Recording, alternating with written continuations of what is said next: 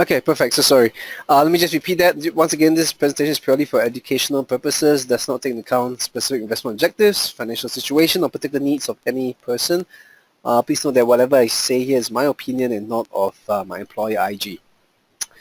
Okay, so 2016 start of the year, what a start. I mean, a lot of analysts, a lot of economists are saying it's one of the worst starts to the financial markets in the past 10 years or so. I think everything stems from the fact coming from China. Okay, a lot of news that shook the markets last year are scaring the markets again today. Okay, they talk about devaluation of the yuan, they talk about the growth issues in China, they talk about oil. I mean, all these are the same old issues that we're facing 2015, and like it or not, 2016 will be very much affected by the same factors. Okay, of course there's a Fed as well. Now that they hike rates, the next question is the pace of the rate hikes. How many rate hikes are they going to commit to in 2016? They are looking to 4. Market is pricing in 2. So all these discrepancies, all this divergence will definitely cause volatility in the markets. Okay, so I always tell clients, I always tell traders that the markets can do whatever it wants to do. Okay, it can drop by 7%, it can shoot up by 10%. That shouldn't be your main concern, because the main concern should be your own trading. All right, your strategy, your risk management, your psychology. This is the very, very important part about trading. Because I mean, the market is. I mean, you got to understand that we can't predict every single move of the markets. But what we can do is use our strategy to give us an edge over the markets and give us a high probability of winning, and hopefully be profitable traders from there. So if 2015 has been a bad year for you, make 2016 a good one. Okay, I want you to really go deep and reflect into your trading habits. Okay, so habits are very important. I mean, same thing in life. I mean, why successful people are successful is not because of one big event. It's the little things that count, the daily habits. All right, is the daily acts of waking up early, going for a run. Is the daily acts of putting on the extra hours at work. So same thing for trading. All right, you need to look into your habits. What are your bad habits? Okay, my bad habits used to be, I'm always trying to jump the gun. If I see a nice reversal area on the long-term charts, I'll try to jump the gun and go in. You can call it bottom fishing. All right, that was my bad habit 2-3 years ago, but I eliminated that. So you need to go in and see what you need to reflect and see what's your bad habit and what you're doing wrong, and then improve from that. If you don't have a strategy, go out and look for a strategy. If you have one that you think is good, stick to it. All right, and just focus on working in psychology, because trading, I would say, almost 70 to 80% is psychology. Okay, so I mean, markets have been, it's been a bloodbath for a lot of the indices and currency markets, but there are a lot of good trends out there. So let's go ahead and start off. All right, so let me go into the. Okay, for those who are totally new webinar, maybe before I start off the webinar proper, I'd just like to say that, I mean, the way I analyze the markets, right, it's a lot on price action. So let me just pull out this slide. Okay, so those regulars, I'm sorry to sound like a broken record, but I just want to make sure that people here understand where I'm coming from. So if you're new to the webinar, I always try to identify the phases in the markets, right, in terms of price action. So I study swings, and I try to see whether the market is on uptrend, downtrend, or consolidation mode. Okay, I typically look at the weekly and daily charts for the webinars, but if you're a shorter term traders, you want me to look at the 1 hour chart or even the 5-minute chart, please tell me, and I will do a quick analysis for you.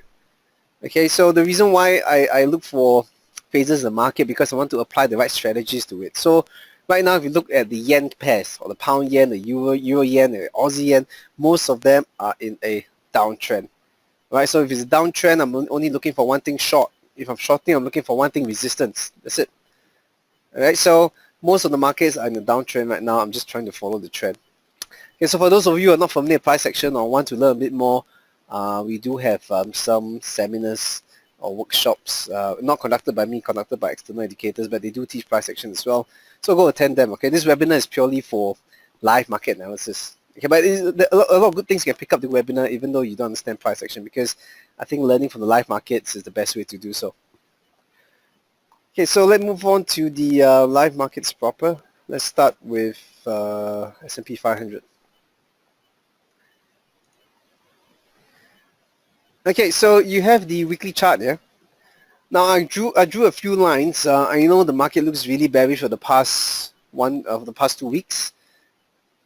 But if you look closely, right, I mean, we are quite as close to support area.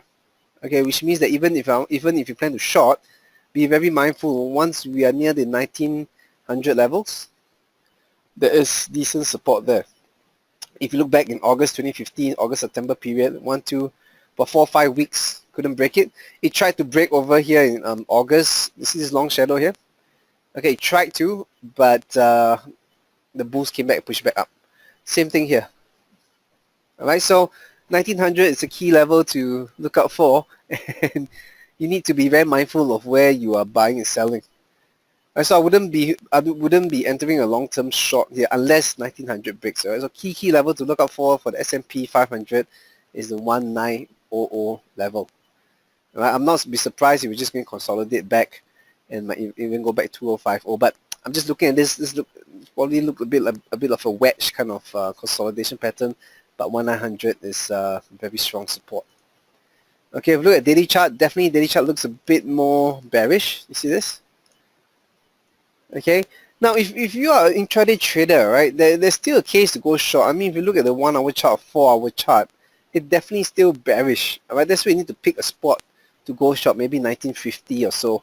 But you just need to have a long-term perspective as well, because without looking at long-term charts, you will not know that 1900 is very, very strong support. So if you're a short-term trader, yes, you can plan a trade plan to go short. I mean, if you look at the 4 hour chart, okay, there's a lot of resistance here around the 1950 level or even 1960. Momentum is still to the downside as indicated by the moving averages. So if you're a short-term trader, yes, you can still go short, but be mindful at 1900. If I was you, I'll probably take some profit if it goes back to close to 1900, because I'm very mindful that there's a lot of support there. Okay, so which time frame you look at is very, very important based on what type of trader you are. I always try to focus on the daily and weekly chart because I'm an intraday swing trader, and I only like to trade when the daily and weekly charts are in agreement. So this is the S&P. So just be mindful. I mean, if you are a long-term trader, meaning that if you like keep your trades for weeks, just be a bit patient. S&P. Hopefully it breaks 1900. If the S&P breaks 1900, it's very significant, really, because we are unable to break that level all the way since 2014. So if it's so obvious to me, if it's so obvious to you, it'll be very obvious to the big traders, the hedge fund traders, the bank traders. And if we break 1900, I'm not surprised we come down to 1800 or so. Okay, so watch that level. Let's see what's next. Let's go to Wall Street, Dow Jones. Okay, same story for Dow Jones. I wouldn't talk much about this. Also consolidating at this level. I think the support is around near the 16,000 level. All right, but the S&P and the most of the US indices has been consolidating quite a bit since later half of 2015. So we need to see what gives, see whether we'll break key support or we start rallying up slowly back to the top of the consolidation. Okay, so just take note of what's happening on longer term charts. Okay, so that's the Dow Jones. Let me move on to the DAX. Okay, DAX, same story, consolidation. Now, you notice that if you just watch the news or just focus on what's happening yesterday or the previous day, it seems really bearish, isn't it? Everything seems to be dropping, you know, the world is going to end.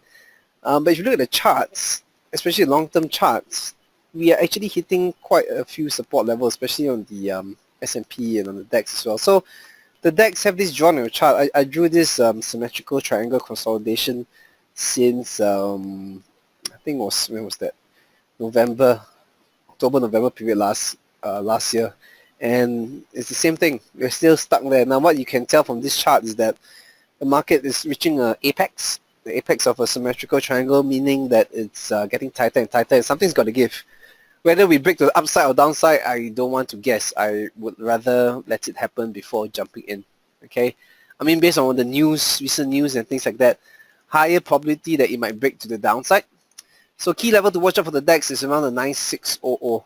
right? The 950 to 960 level. If it clearly breaks below, I'm more than happy to join the downtrend to short it. Okay, but this weekly chart doesn't seem ready for that yet. It seems like it wants to consolidate further. So happy to be patient on this. If you look at the daily chart, okay, the daily chart is still in a downtrend. Now, why I say downtrend is, just did some circles. Okay, it's still a lower low, lower high, lower low scenario. So price action theory says a downtrend. This area here, around the 10,002 or so, this is a key level to watch out for. You see how this level is resistance around the 10,002, 10,003. Very strong resistance, and then here became support. So I'm very keen to see what happens here. Okay, if we are going to, if this resistance is respected and we come back down to 9.6 or so, then there's a high chance that this weekly chart, this symmetrical triangle, the weekly chart, will break below the key support level of 9.5, 9.6, and there might be a significant start of a downtrend. All right. Now the advantage of going to heightened time frame is this: if the daily and weekly chart is telling the same story, all right, the trend can actually last for very long. And all you have to do is to reload, reload, reload. Now what do I mean by reload? Reload means that you are very firm on the direction of the trend because the long-term chart says short, for example, and you're just waiting for a pullback and waiting for the short-term charts to confirm your entry, and then you short. All right, you take profit, you let it pull back again, you short again. Of course, it's easier said than done, but this way you need to be very clear of what you want to do. One perfect example for 2015 is oil. Okay, if you want to understand what the trending market is, look at oil. Crude oil or Brent, doesn't matter. Okay, it's very, very bearish, one-way direction. But if you look back and you look at 2015 and you ask yourself, how many times did you tell yourself that, you know what, for oil this is too low already? I think the market is too low. Most probably can try to buy a bit. How many times you catch yourself thinking like that? Now it's very common. I mean, most of us are born counter trend traders. Okay, but in trading, right, it's not really about buy low, sell high. It's about buying higher and selling lower. Okay, this sounds very cliche, it sounds very textbook, but it is what it is. Okay, because I'm a price action trader, I only follow the price action. I keep following it until it tells me otherwise. Because for example, for oil, right, many times you catch yourself saying that, you know, it's too low, and then you get afraid to sell, even though the trend is screaming for you to sell. Okay, and you hesitate and you don't do anything, and the thing keeps falling and falling and falling, and every time it falls, you still keep thinking that, you know, it's too low, it's too dangerous to sell. Okay, I don't know what's so dangerous. The reason why you think it's so dangerous because you have no proper stop loss or risk management. Okay, because let's say if you sell and the thing reverses up, what's the worst can happen? You get stopped out. Okay, but the things that deep down psychology, we always think that it's too low or it's too high. So try to eliminate that from your trading, especially coming to this new year. Okay, this is one thing that haunted me for quite some time. It took me about a year or two to get rid, to move over that hurdle. But it's so much easier to follow a trend, really. I think oil is a perfect example.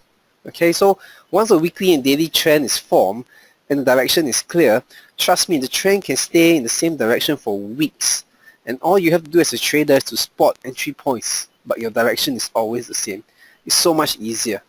Okay, so sorry I deviate a bit, but I mean, it's just really interesting how trends can keep going on and on and on and on. All right. So okay, see, I always deviate. Now where am I? Okay, DEX. So yeah, so DEX is a bit more consolidating to me. Look out for this 10,003 level of resistance and the 9,005 to see what is the next direction for the DEX in the longer term. Okay. Now, the other European index that I like more than the DEX is the CAC 40, which is the France 40. Okay, the reason why I like that is, now if you look at the weekly chart, now the DEX seems to be still supported, isn't it? But look at the CAC, look at the France 40. It seems that it has been broken, and the key support is around the 4,400 level, somewhere there. All right, but what I like about it is that there's a nice bearish engulfing candle closing below the support level. So it seems that the support level has been broken. Now, we are at a key level right now. You see this green candle? Okay, we are at a key level. Let me just zoom in a bit for you. Yeah. So if you see the resistance here, okay, you see some resistance here, here, and then support here, and you see here. Okay, so we are at a key area right now to determine whether the downtrend will continue, or if we break above, it might signal further consolidation. Okay, I'm more inclined to think that the downtrend might continue. So this 4400 level for the France 40, something that you want to pay attention to. Now let's go to the daily chart. So we are at that region, right? Okay, I think it's clearer on the weekly chart, but we are in this region. So what I want you to do is that pay attention at this level. Okay, pay attention at this level. See whether there's any reversal on the short-term charts, and if there's reversal to the downside, all right, there's a possibility that you might come back down to test the 4300 level and even continue lower from here. Okay, so I think the CAC looks a pretty decent setup. All right, where we are right now is a key level that you need to watch out for. All right, any questions before I go on? Especially for those who are new to the webinar, please shout if you have any questions, because sometimes if I go too fast or you don't understand my analysis, I'll be very happy to cover again. Okay, so that's the funds 40 for you. Now let me move on to Asia now. Let's go to Nikkei, Japan 225. Okay, so this is a weekly chart. Nikkei looks quite similar to the US indices. Key support 17,000. 17,000. Okay. If you want to, and if you are a swing trader, okay, you need to let it break 17,000 before jumping in. Okay, but it seems that it looks a bit more consolidating on the weekly chart, 17,000 support. But on the daily chart is definitely more bearish. Definitely more bearish. Now, we are approaching an area of resistance. You see all these levels here? Okay, it used to be support, and now it could be resistance, 17,500. That's a resistance level. Okay, so if you're a short-term trader, no harm looking at the short-term chart, 17,500. Take a short down to the previous low, maybe back to around 17,001 and just get out. That's an intraday trade plan. Okay, but if you are a swing trader, then you need to be patient and let it break maybe 17,000 and then from there take it to 16,000 or so. Okay, so daily chart is in a downtrend, that's for sure, downtrend. Okay, it might continue and test the bottom one more time, but our weekly chart is consolidating. Okay, so a bit of conflicting signals, but it's still tradable on an intraday basis, not on swing basis. You get it? Okay, so that's Nikkei 225. Let us move to the crazy markets in China now. Just for your info, do you know that the China market is made up of 90% retail traders? That's why it's so crazy. A lot of punters and speculators.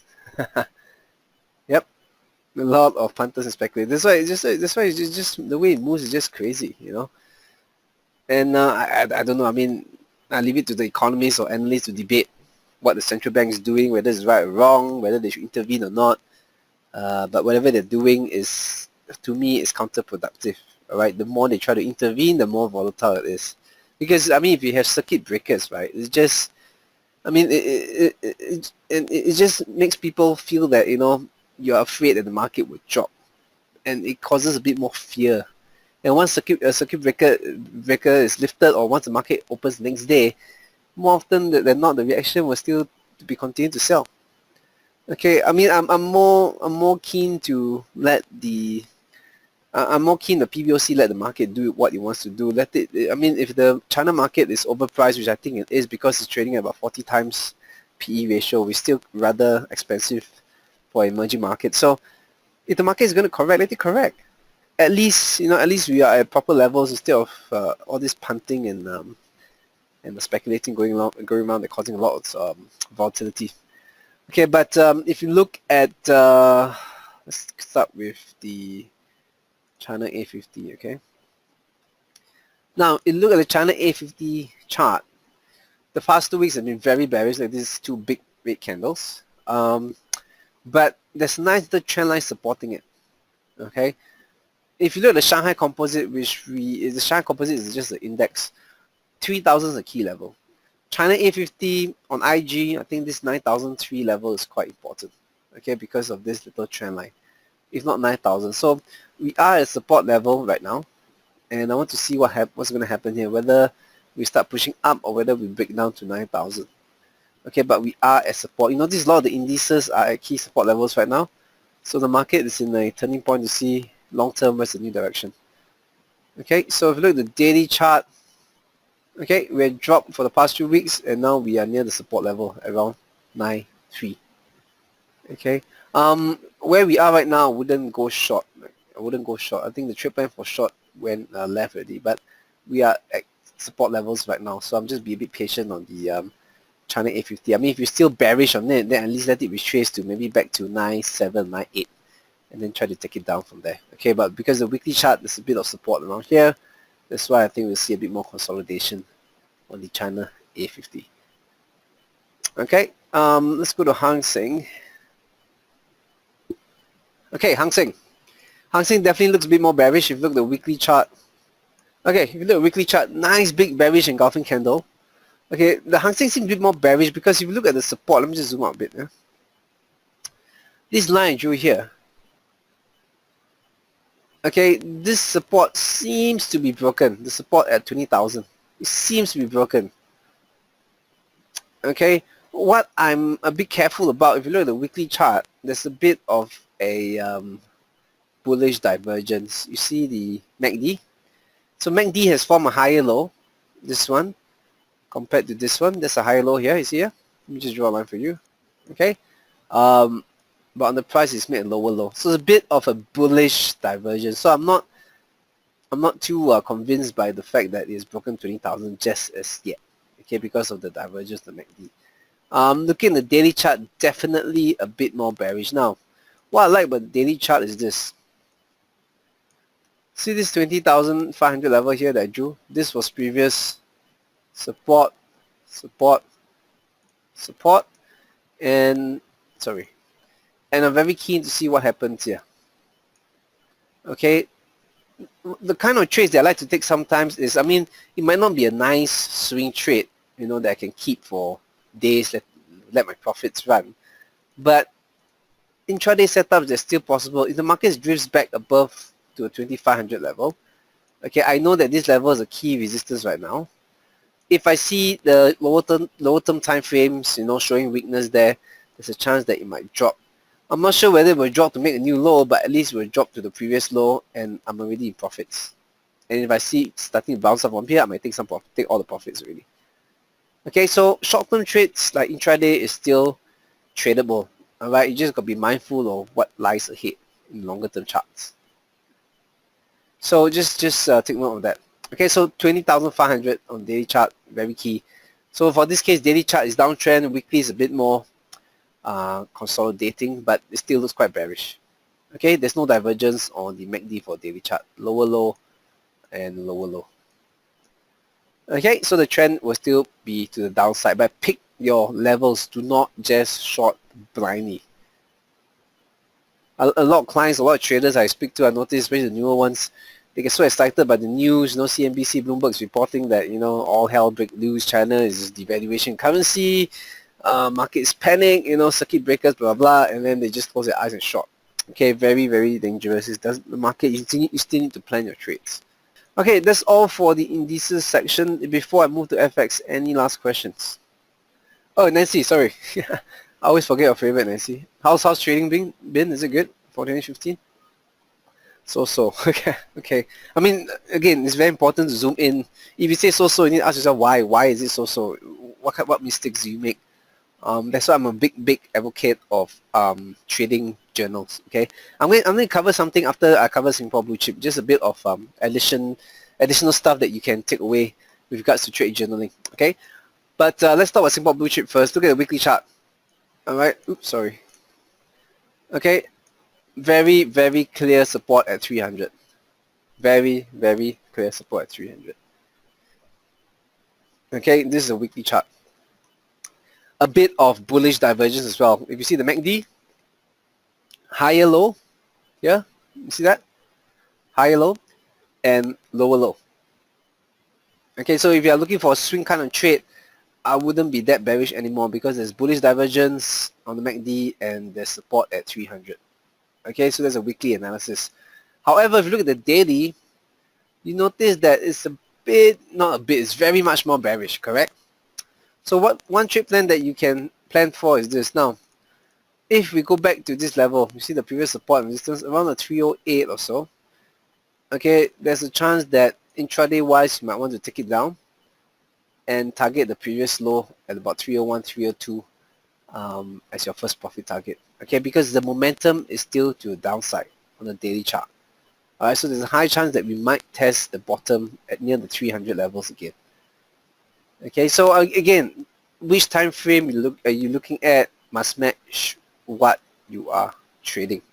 A trader who doesn't know time frames or doesn't know what he's reading will probably try to short, and even though even when the price comes down to 300, he's still keeping the trade because he did not see that 300 as a key support on the weekly chart, and his profit sooner rather than later becomes break even, and the market, for all you know, might shoot back up to 320, 340, and he or she is in losses. Okay, so you need to always know which time frame suits you, what you're trading, what you're looking for. Okay, so Nancy, just take note, daily chart still bearish, weekly chart, I would say bearish, but it's a key support. So just take note, if you plan to short, I think it's better to look for around the 308 level, that's resistance. And if it comes back down 300, at least you're in profit already. That's where you can see whether it can break the 300 support. Because if it breaks the support, happy days, just keep holding on to the trade and ride the trend down. Okay, but if you see the 300 level being respected again, just take the profits and plan another trade. Okay. Okay, so that's Singapore blue chip. Now, before I move on to FX, just a quick one. Let me just find some empty space here. Okay, so now when I talk about trade journaling, now, if you have not done any trade journaling in your life, yes, Sam, I'm coming for Forex in the next 2 minutes. I'm just going to cover this something I think very useful for you guys.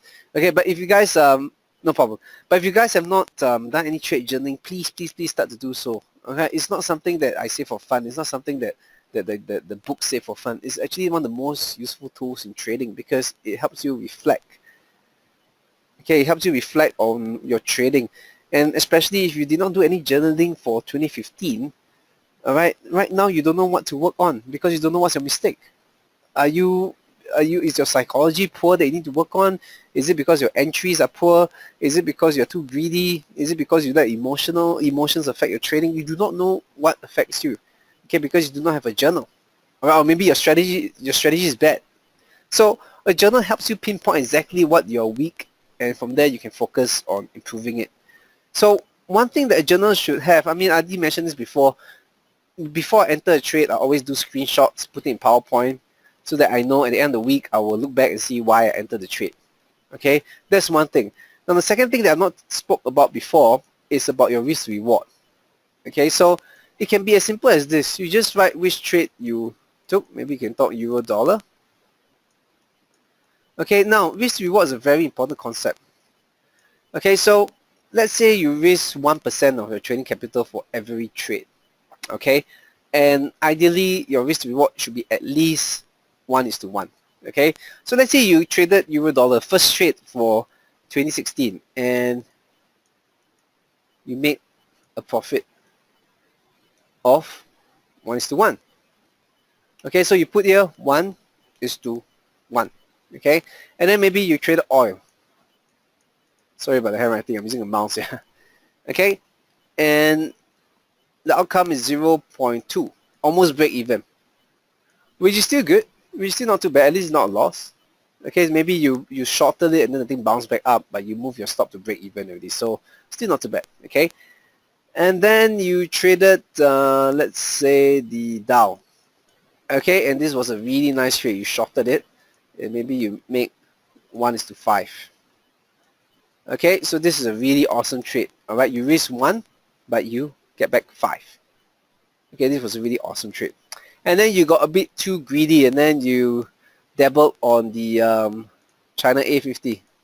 Okay, you got a bit too greedy, a bit too confident, and when China dropped, you think that it's a bit low, and you went to buy it up, only for it to drop further. And this time, your result is -3.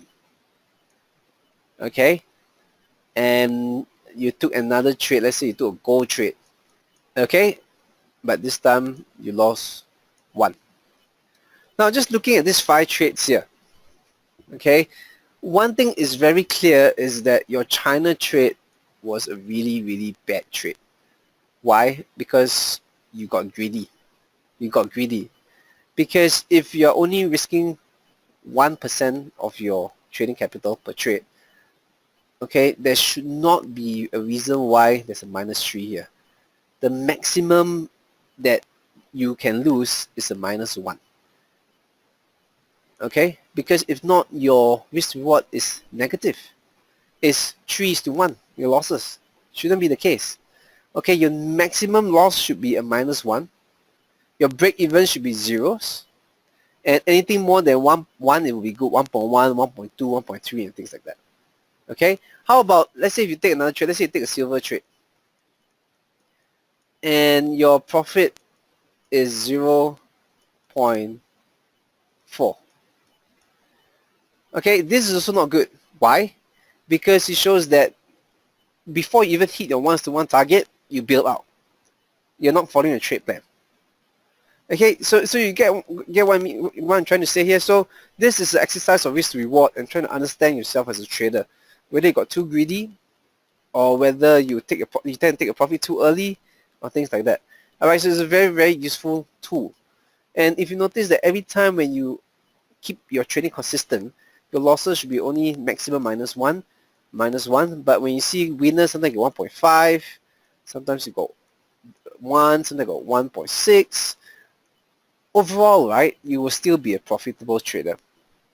Okay, do yourself a favor, try to do this exercise yourself and analyze after the month of January, see what kind of trader you are. Trust me, you'll be amazed by the results. Okay, and then you realize that in trading, you do not need the big winners. As long as you keep it consistency, especially your risk, keep your losses small, keep it to at least 1-to-1 profit, you'll be fine.